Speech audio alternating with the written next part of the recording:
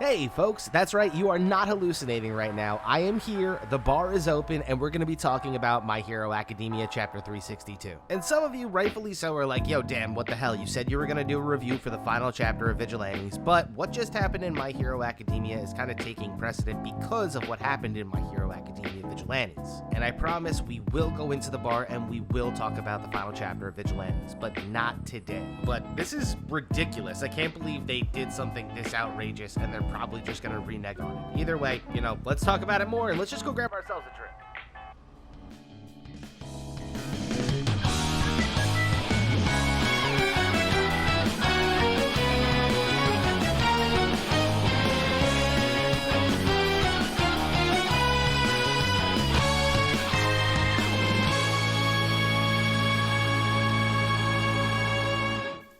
All right, folks, welcome to the bar. Man, it's been way too long since I've said that. But we have so much to talk about when it comes to My Hero Academia Chapter 362. Because if there's one thing that I really want to hammer home, it's the fact that, nobody dies in comic books. It's the tale as old as time. When a comic book character gets taken out like this and you think that they're dead, they're really not dead. Like, there are so many instances throughout Western comics, throughout manga, where you think a character is dead. Like, straight up dead, and then they come back. And I know some people are like, yo, this is kind of a cop-out considering Bakugo pretty much sacrificed himself for somebody else in the previous arc. Where I would say, that's where we kind of pause it and slow it down, because yes, he did get skewered and he was pretty banged up, but he was no way, shape, or form the way he is right now.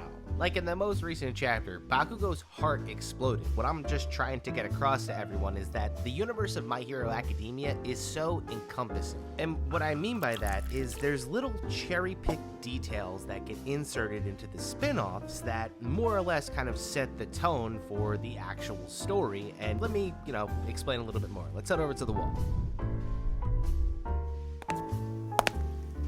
Okay. So, in order to explain what's going on in My Hero Academia, I have to take a step back and we have to talk about My Hero Academia Vigilantes. Now, if you have no idea what the hell Vigilantes is, long story short is, it's the spin-off to My Hero Academia that takes place 5 years prior to My Hero Academia, and it recently wrapped up, so you can pretty much read it in its entirety wherever you can find it. But in My Hero Academia Vigilantes, there has been several plot devices that they introduced that were just utilized in My Hero Academia, kind of as a way to just show you, look, this is the structure that we're building and it's gonna be applied, later on. The biggest one has to be Shirakumo. Like, in My Hero Academia Vigilantes, Shirakumo's an actual character. You get to know him, you get to learn his personality, and, you get the general idea of what kind of character he is. And like clockwork, 3 months after they introduced Shirakumo into My Hero Academia Vigilantes, in My Hero Academia, they go, oh, you see that dude Kurogiri? Yeah, he's Shirakumo. So Vigilantes kind of setting the tone for future events in My Hero Academia, it's there. And I know there's a lot of creators out there that kind of knock Vigilantes. They really, and honestly, I don't get it. I mean, I like to have my stories enriched and supplanted by other stories and spin-offs. And honestly, that's kind of what Vigilantes is. If you were looking for like a Pulitzer-winning spin-off that overtakes the main series, this is not the story that you should be looking for. Vigilantes was so much fun because it was this normal character that had a very generic quirk that for some reason was experiencing exponential amounts of growth, and we just didn't know why. He just had a normal quirk, kinda like Bakugo here. And this is actually kind of rooted in the reasoning why I believe so strongly that Bakugo is not dead. It's because in Vigilantes, they accentuated Koichi to be such a strong character regardless of having such a powerful quirk like One for All. And it wasn't until he had a near-death experience. And when I mean a near-death experience, I mean Koichi was like about to die. And when he had that experience, his quirk kind of, experienced a second awakening. And one of the main things in Vigilantes during that final arc is that when Koichi is getting beaten up and he's almost like about to die, simultaneously Popstep almost dies and Knuckle Duster almost dies. And while all three characters are experiencing this crazy near-death experience, they're able to communicate with one another in like this weird vestige realm.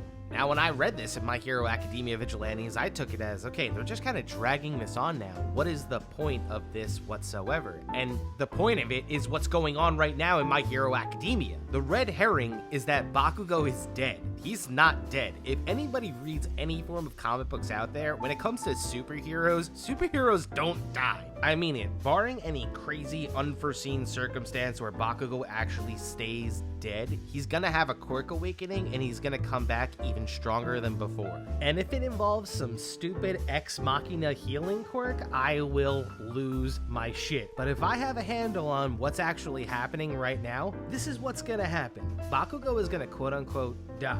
He's then gonna go to some weird spirit world that's not on Earth, but it's not the afterlife, and then here he's gonna meet the vestiges that we saw in this most recent chapter, whether it be All Might or whether it be the second user of One for All. He's then gonna get a pep talk by them, learn that, he's actually meant for greatness, and he's gonna be, one of the strongest heroes, and da-da-da-da-da-da, and they're gonna go through this big long rant, and all of a sudden, Bakugo's gonna come back to life. And he's gonna be insanely strong as well, because when he gets this power up, he has to be close to, or if not on the same level as Deku. And the reason why I know he's gonna have some weird conversation with a vestige is because this already happened in My Hero Academia Vigilantes. It was like the final thing that happened. Koichi was down and out, and he thought he was gonna die, his bones were broken, he's bleeding out everywhere, and then Knuckle Duster appears to him and starts giving him a pep talk. Afterwards, Koichi emerges from like a gigantic pile of rubble and starts slinging punches. And literally, when I mean slinging punches, I mean he's doing this. It's insane. So honestly, I can let you know right now that something crazy is about to happen to Bakugo in the coming chapters. When that moment happened with Koichi and Vigilantes, it just instantaneously told me that something applicable was going to happen in My Hero Academia. And here it is right in front of us right now. Like, sometimes it really does feel like Vigilantes was created just to elaborate on certain plot points that were eventually going to develop in My Hero Academia. The news of Bakugo dying has set people into a tailspin, but all that they needed to do was read Vigilantes and they would understand that Bakugo isn't gonna fucking die. Cause honestly, look, I might be wrong here, cause my personal opinion says that Bakugo's death does nothing to the story narrative-wise. Like, all that you've done for me is let me know that Bakugo is just gonna become this idol for the kids in Class 1A to avenge. But one of the things that I've said is that this is one of the major flaws of Bakugo's character. He really has no skin in the game. He has no emotional connection to All For One or Shigaraki. If Horikoshi wants to take Bakugo and figure out a way to, elevate him into the upper echelons of plot armor, this is the way to do it. Because one of the things is, I'm not going to sit here and also say that I don't want Bakugo a part of the plot. If anything, I really need him a part of the plot. He's a crucial part of this story, and at least the story is trying to portray him as that. Just my biggest problem with it is I really want him to have more skin in the game. I need him to be more invested in this, like Todoroki has more skin in the game. And by no means am I throwing some sort of Bakugo shitshow. I'm just saying that he's a character that I enjoy being in this story, and I want him to go up to a bigger level than he's at now to be a part of this story. And to be quite honest with everyone, Shigaraki killing him is a more than enough reason for him to join the story and be a part of the plot. If you die and come back to life and the guy that kills you is still standing in front of you and you have an opportunity to bring him to justice, I mean, there you go. There's your reason. I forgot exactly which author it was that was talking about the decision to kill a character. And one of the things that they said was, think about the character and think about whether or not they have anything else to contribute to the plot. Bakugo is Vegeta to Deku's Goku, so when you think about it like that, Bakugo has to ascend to a certain level to continue Deku wanting to strive and become greater. Because when Deku finally rolls up on Shigaraki, there's not going to be many people there to kind of assist and actually help him. There needs to be somebody that has some sort of awakening that's able to assist in this matter. And I know that there's a school of thought out there that definitely wants Deku to see Bakugo's dead body and go into a full rage mode. Because let's be real, if Deku rolls up and just sees Bakugo dead on the floor at the hands of Shigaraki literally punching his heart out of his chest, there's gonna be some repercussions. And if I had to guess, I would say Deku would reach pain arc levels of anger. And I guess since I'm referencing Naruto left and right because of this particular story, let's not forget that in Naruto, him and Sasuke Sasuke both die. The main bad guy of the series kills Naruto and Sasuke, and Naruto comes back as Ninja Jesus. He even stops a person from dying when that person's heart explodes. So honestly, it may not be initially. Bakugo may stay dead for a little bit, but for all we know, it's going to happen. He's gonna come back to life. But I am very confident in the fact that two things are gonna happen. One, Bakugo is gonna have a conversation with a couple of vestiges, and two, he's gonna have a quirk awakening. I don't think Bakugo is dead. They wouldn't do it in this kind of way. And the reason why Shigaraki, for one, was so scared of Bakugo at the time was because he was reminiscent of the second user of One For All, who was probably, exactly like Bakugo. The first actual user of One For All is the person that succeeds the first user of One For All. He would actually be the one to see some growth in his, natural strength or whatever it might be. Considering the person that was the initial holder of One For All was weak and sickly, it makes, the viable excuse that the second user of One For All wouldn't see much exponential growth. But what could have possibly happened was when One For All was passed on to him, it was able to enhance his strength enough that he was able to reach a level where his quirk awakened in itself, reminiscent to what Bakugo is probably going through right now. That's why Shigaraki was like, I gotta kill this guy right now before something pops off. I guess my biggest problem with this moment is that Bakugo's death doesn't really feel too permanent. If you had offed one of the big three in that moment when they were really doing work to Shigaraki, it would have been totally believable. Especially with the beating that Amajiki has been putting on Shigaraki at this point, it would be totally viable to have just that sad moment where you realize that someone got hit. Instead, we have this moment where we see Bakugo, who is pretty much, half conscious at this point, does something completely brash against an enemy that has gone past the point of having a regular quirk, and he just gets himself killed. But the few of us that have read Vigilantes know exactly what the story is setting up right now. Vigilantes was always good at giving breadcrumbs as to what was going to happen in My Hero Academia, and now it totally makes sense as to why All For One was going on a monologue explaining how quirks awaken, because quirks were going to start awakening in My Hero Academia. It was just kind of proven that if you have a strong enough emotional connection with somebody, and you happen to be floating with death at the time, you're able to communicate. And not only that, when you come back from that quote-unquote near-death experience, you come back exponentially stronger, kind of like a Zenkai boost. So, yeah, look, in my headcanon, Bakugo isn't dead. Until they actually go, okay, this is a character that is dead, shelve him, let's make a vengeance arc, whatever it may be. It's still in my head that what happened in Vigilantes is just gonna play out in My Hero Academia. You're gonna have a conversation between, Bakugo and some vestiges, and then Bakugo's gonna wake up and he's just gonna explode.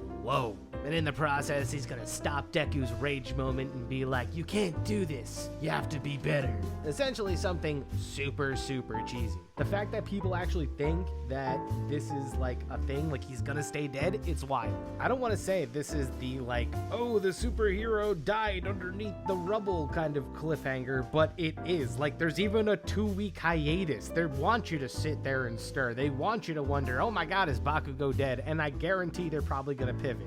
It's gonna be really dumb if they do that, but My Hero has done the 3 days later a few times. But look, long story short is, if you feel like Bakugo also isn't dead because you too have read Vigilantes and you know exactly what's playing out, let me know in the comments down below. Also, I didn't really talk about it in the beginning of the video, and if you've made it this long, it's because you're a true Dan fan, and I appreciate your patronage here at the bar. But the past couple of months have been rather action-packed. I mean, between my dad having heart surgery back in February, to me and Sam buying a house, to me and Sam getting married, it's just been a lot. And now I feel like I'm starting to get my head on my shoulders so I can start making content once again. I feel like it's all about allocating my time properly and finding out a healthy medium between my actual work and YouTube and talking to all of you. And I really don't want to just take the bar and put it aside. I genuinely enjoy this, and honestly, I might start streaming a little bit more on YouTube. So don't be surprised if all of a sudden you see me playing Multiversus or playing TFT or something like that. If I play Multiversus, I'll most likely stream on Twitch. That way I can play with everybody as well with that Twitch extension.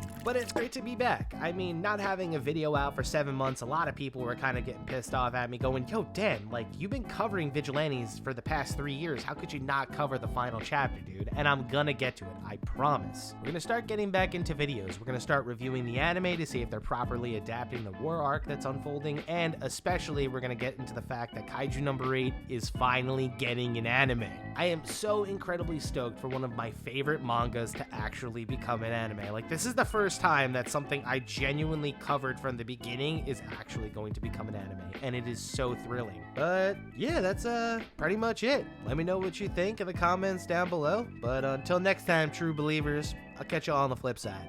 Cheers.